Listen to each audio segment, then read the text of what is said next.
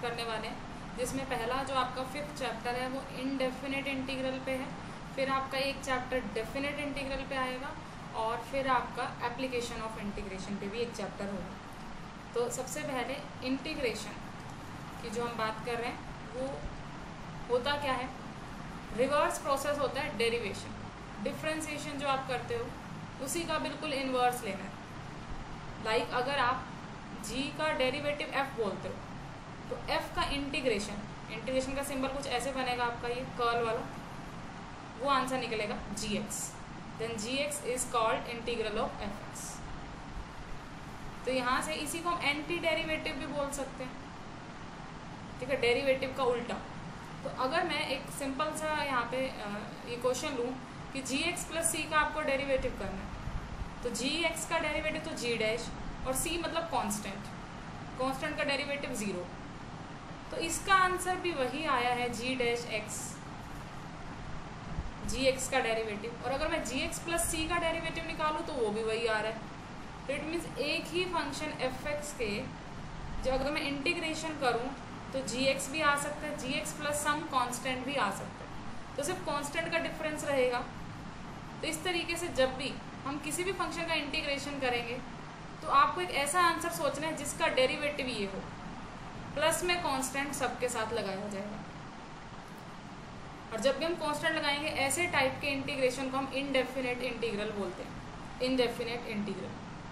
तो इसमें भी आपको कुछ फॉर्मूलेज याद करने हैं, जैसे आपने डेरिवेटिव में याद किए थे। थोड़ा सा याद कीजिए कि डेरिवेटिव ऑफ x की पावर n का क्या होता था। x की पावर n का डेरिवेटिव करते तो पावर n आगे आती थी और x की पावर n-1 बनता था, एक पावर कम। इंटीग्रेशन में उल्टा हो जाएगा, पावर एक ज़्यादा हो जाएगी, x की पावर n+1, और डिवाइड में भी वही सेम आएगा n+1। देखो जो जो डिफ्रेंसिएशन मल्टीप्लाई में था इंटीग्रेशन में आपका डिवाइड में आने वाला है वही सब चीज़ें। तो x की पावर n का जो अगर आप इंटीग्रेशन करोगे कितना आएगा आपके पास, x की पावर में एक ऐड करोगे, बाय में भी एक ऐड करके लिखोगे। जस्ट फॉर्मूलेस को याद रखने हैं आपको, इंटीग्रेशन के अलग से याद रखो, उनको कंबाइन मत करो डिफ्रेंसिएशन के साथ। अगर आप कंबाइन करोगे तो आप दोनों में कंफ्यूज हो जाओगे। डेरिवेटिव के अलग से याद करके साइड पे रख दो, उसको जब डिफ्रेंसिएशन के क्वेश्चन करोगे तब याद में लाओ। ऐसे इंटीग्रेशन के फॉर्मूले अलग से याद करो और उसको अलग से आपको लिखो, सेपरेट उसके तरह के क्वेश्चंस ट्राई करो, अपने आप याद हो जाएंगे जैसे जैसे आप बहुत सारे क्वेश्चंस करोगे। तो ट्रिक माइंड में रख लो कि जब भी पावर फंक्शन आए वो डेरिवेटिव के अंदर तो पावर को आगे लाता था और x की पावर एक कम करता था, लेकिन इंटीग्रेशन के केस में एक पावर ज़्यादा करेगा और उतना ही डिवाइड में लेके जाएगा। अब डिफ्रेंसिएशन में तो क्या था, साइन x का डेरिवेटिव कोस x था, तो यहाँ से इंटीग्रेशन ऑफ कोस x आपका क्या बन जाएगा, साइन x बन जाएगा। तो जब भी आप इंटीग्रेशन करो कोस x का तो प्लस का साइन x आएगा, लेकिन साइन x के इंटीग्रेशन में माइनस का कोस x आएगा, उल्टा हो जाएगा। साइन के डिफ्रेंसिएशन में प्लस था और कोस में नेगेटिव था, यहाँ उल्टा हो गया, कोस का इंटीग्रेशन साइन है और साइन का इंटीग्रेशन माइनस ऑफ कोस है, प्लस सी सब में आना है क्योंकि हम इनडेफिनेट निकाल रहे हैं। अगेन आप सोचो किसका डेरिवेटिव सीकेंट स्क्वायर आता था, टेंजेंट का डेरिवेटिव सीकेंट स्क्वायर बनता था, तो इंटीग्रेशन ऑफ सीकेंट स्क्वायर क्या बन गया, टेंजेंट। ऐसे secant x into tangent x किसका डेरिवेटिव था, सीकेंट एक्स का, तो इसका इंटीग्रेशन हो गया सीकेंट एक्स। उल्टा सोचना है आपको, उस तरीके से आप सीधे फॉर्मूले बना सकते हैं, लेकिन पेपर में बनाने लगोगे बहुत टाइम लग जाएगा, तो अलग से फॉर्मूले याद कीजिए। ये पूरी टेबल आपको याद होनी चाहिए। Cosecant X into cot X का derivative minus cosecant X, cosecant square का इंटीग्रेशन करोगे तो माइनस कॉट एक्स हो जाएगा क्योंकि इसका डेरिवेटिव ये था आपके पास नेगेटिव साइन के साथ। ऐसे ही ए की पावर एक्स का इंटीग्रेशन अगर आपको करना है, देखो डिफ्रेंसिएशन में आता था ए एक्स इंटू लॉग ए, तो इंटीग्रेशन में क्या आएगा, डिवाइड में चला जाएगा, ए की एक्स बाय में लॉग ए। ई की एक्स का डिफ्रेंसिएशन भी सेम था, इंटीग्रेशन भी सेम ही रहेगा, ये फंक्शन ऐसा है जिसका कुछ चेंज नहीं हो रहा। लॉग एक्स का डिफ्रेंसिएशन 1/x था, तो 1/x का इंटीग्रेशन क्या हो जाएगा, लॉग एक्स। कोट एक्स का इंटीग्रेशन अगर आप निकालोगे तो लॉग ऑफ साइन एक्स, क्यों, क्योंकि आप इसका डिफ्रेंसिएशन निकाल के देखो, लॉग का डिफ्रेंसिएशन 1 में जाएगा और अंदर वाले का साइन एक्स का differentiation cos x, cos by sine हो गया कोट एक्स। तो हम वापस कोट पे पहुंच गए। तो कोट के केस में आपको ऐसा फंक्शन सोचना है जिसको हम कोस बाय साइन की फॉर्म में ला सके। वो कब आएगा, जब लॉग ऑफ साइन एक्स लिखेंगे, नीचे वाला हो गया साइन, तो लॉग ऑफ साइन एक्स का डेरिवेटिव कोट एक्स होता है, तो कोट एक्स का integration log of sine x. ऐसे टेंजेंट एक्स का इंटीग्रेशन आप सोच सकते हो, लॉग कोसिकेंट एक्स लिख लो चाहे ना माइनस साइन के साथ, या फिर लॉग में माइनस साइन ऊपर भी चला जाता है, इन्वर्स बनाओगे तो 1/cos x बन जाएगा सीकेंट x।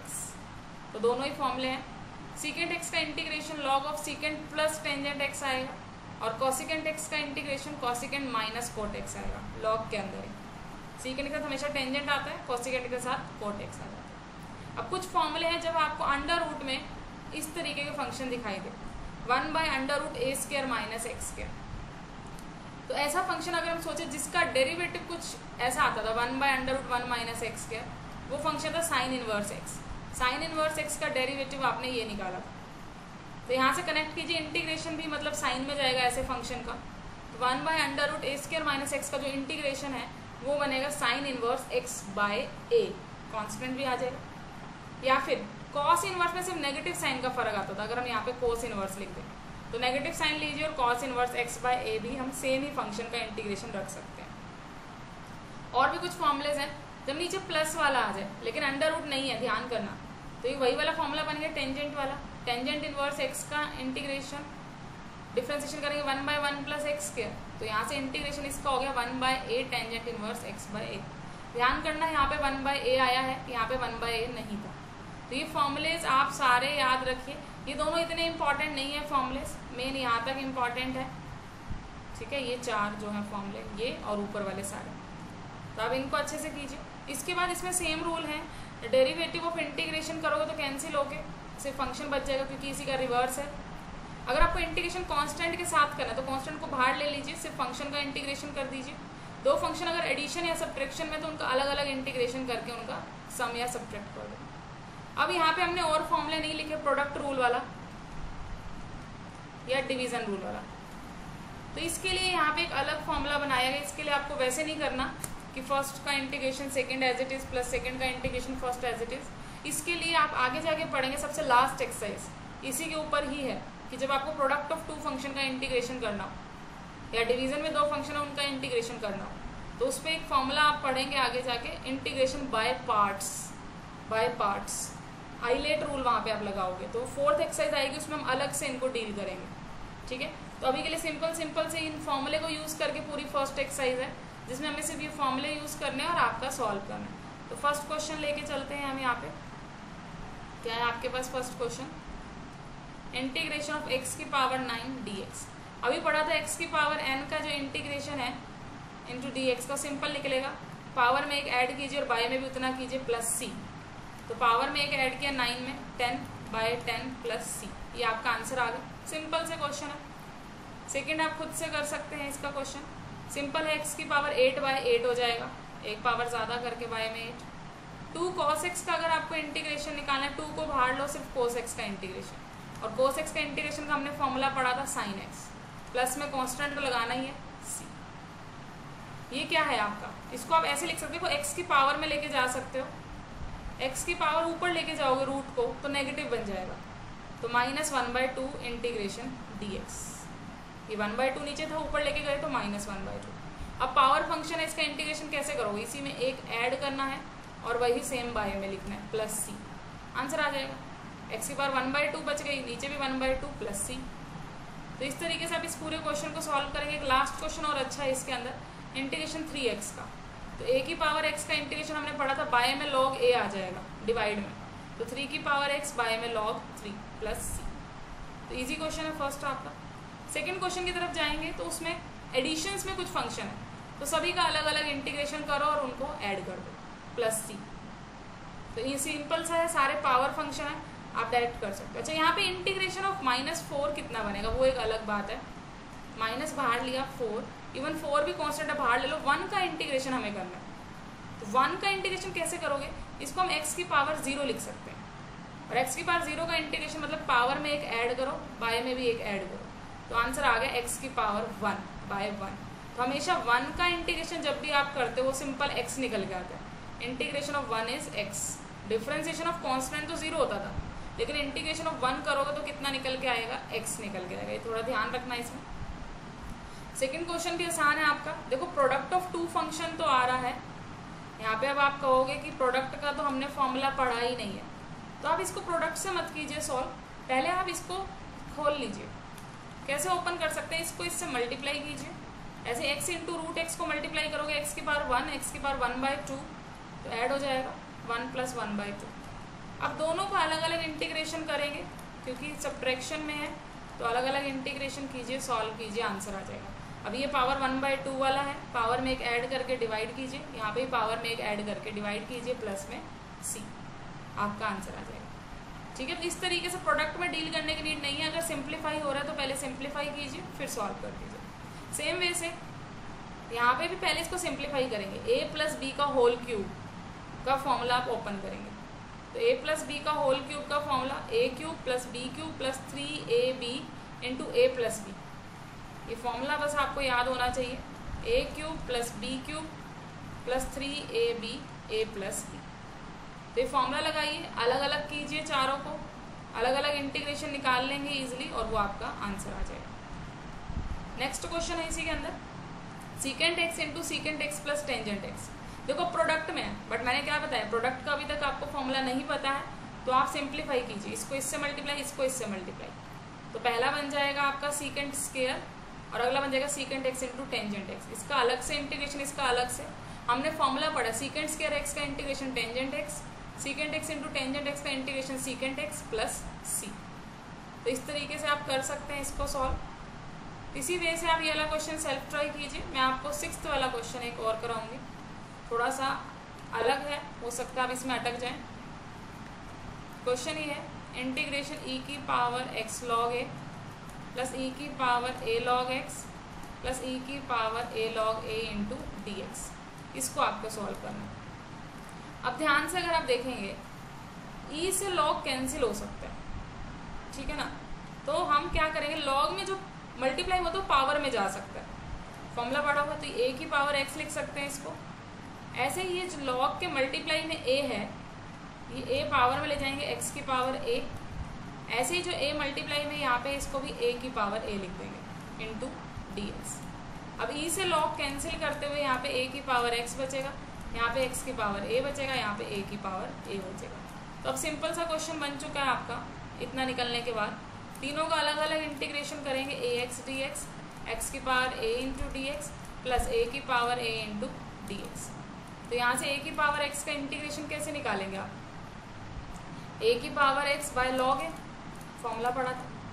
अभी x की पावर n टाइप का है, तो n को आप में एक ऐड करना है और वही बाय में करना है।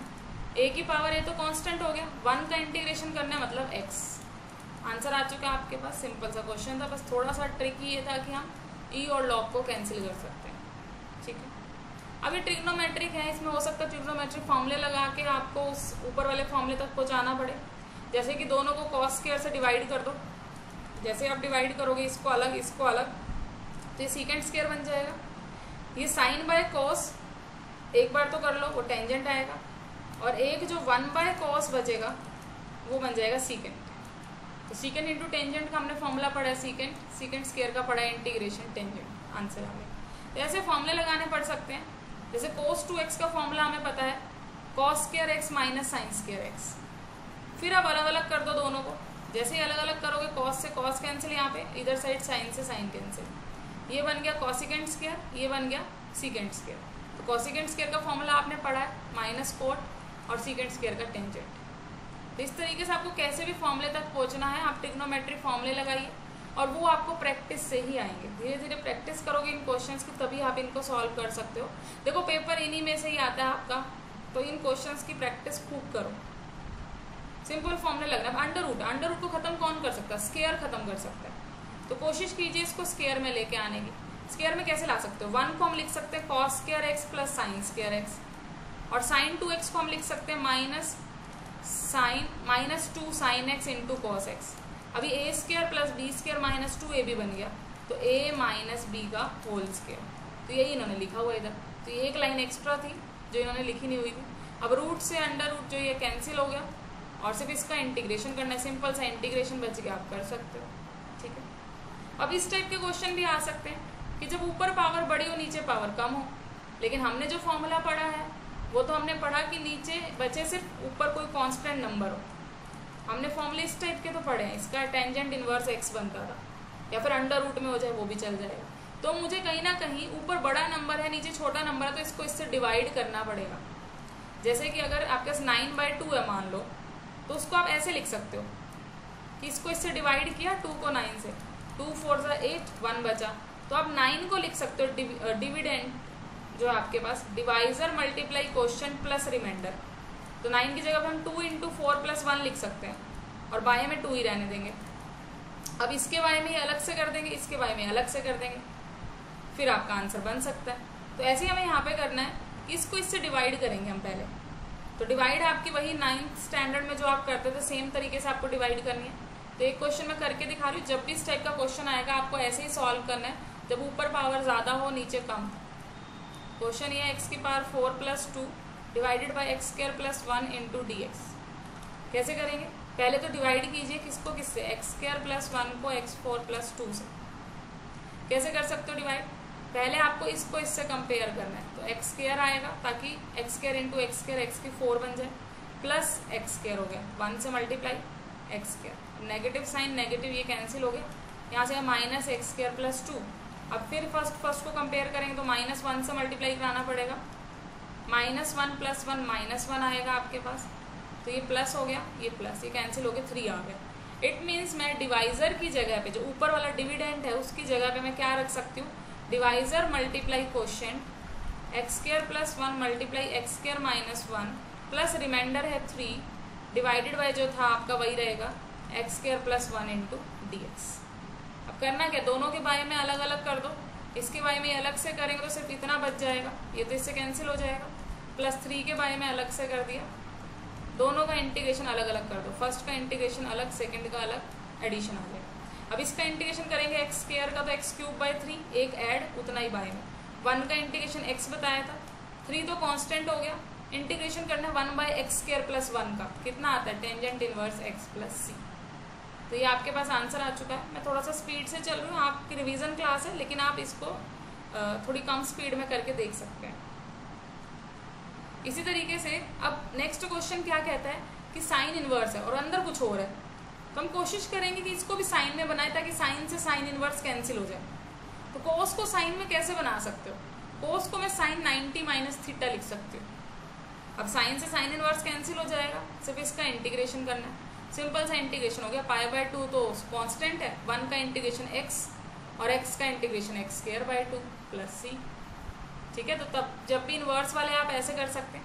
इन क्वेश्चंस में आप क्योंकि रूट है तो रेशनलाइजेशन कीजिए, सबसे आसान तरीका, जब भी रूट आए रेशनलाइजेशन, जितना यहाँ पे है उसी के नेगेटिव से मल्टीप्लाई और डिवाइड, सिंपल से आ जाएगा करते ही, ये आप सेल्फ ट्राई करेंगे रूट वाले। अब एक लास्ट क्वेश्चन और आपका बचा हुआ है, इनमें आपको जब भी पावर आ जाए कोस की साइन की, इन केसेस में आप ये फॉर्मूलेज यूज कर सकते हैं। ये जो 4 फॉर्मूले हम पढ़ते आए हैं वही फॉर्मूलेज हैं, ये कोई मुश्किल नहीं है, इनको यूज कीजिए और फिर इंटीग्रेशन लगाइए। ठीक है, ऐसे ही जब आपका साइन और कोस दोनों आपस में मल्टीप्लाई में आ जाए तो आपके पास ये 4 फॉर्मूले जो ट्रिग्नोमेट्री के थे आप इनको यूज करेंगे, इनको याद कर लेना अच्छे से। जैसे यूज करेंगे सिंपल सा बन जाएगा, डायरेक्ट इंटीग्रेशन करोगे। ध्यान रखना साइन का इंटीग्रेशन तो कोस होता है, लेकिन आपको अंदर वाले चेन रूल से अंदर वाले का भी इंटीग्रेशन करना है। 7x का वैसे तो 7 आता था मल्टीप्लाई में जब हम डिफ्रेंसिएशन करते थे, अब वही चीज मल्टीप्लाई की जगह डिवाइड में आएगी। ये ध्यान रखना, इंटीग्रेशन में जो चीज डिफ्रेंसिएशन में मल्टीप्लाई में आती थी वही चीजें डिवीजन में आनी शुरू हो जाएंगी। ठीक है, तो इन क्वेश्चंस को आप आज ट्राई कीजिए, एक्सरसाइज 5.1 कंप्लीट कीजिए, अगर कहीं पे कोई दिक्कत आए पूछिए, और नेक्स्ट क्लास में हम अगली 2 एक्सरसाइज कवर कर लेंगे क्योंकि दोनों ही आपकी छोटी छोटी एक्सरसाइज है। तो आज इस एक्सरसाइज को यहीं पे ख़त्म कीजिए। ठीक है, ज़्यादा टाइम अब रहता नहीं है एग्जाम्स में, अपनी तैयारी अच्छे से कीजिए। Okay, thank you.